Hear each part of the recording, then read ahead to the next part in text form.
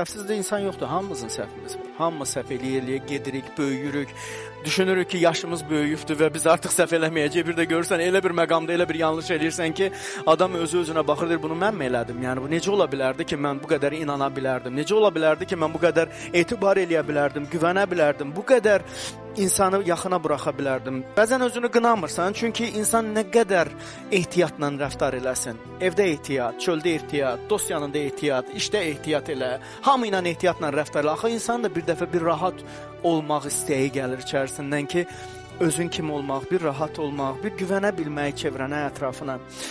Bəzən biz deyirik, güvənməyin heç kimə, etibar eləməyin heç kimə, amma belə də olmur, belə də yaşamaq mümkün deyil. İnsan istəyir ki, bir gün bir nəfəri seçsin və ona güvənsin də, heç olmasa bir ürəyini boşaltsın, bir rahat olsun, bir ürəkdən belə içəndəkilərin hamısını töksün və desin, bir nəfəs alsın ki, ay Allah, sənə şükür, heç olmasa bir adama danışdım.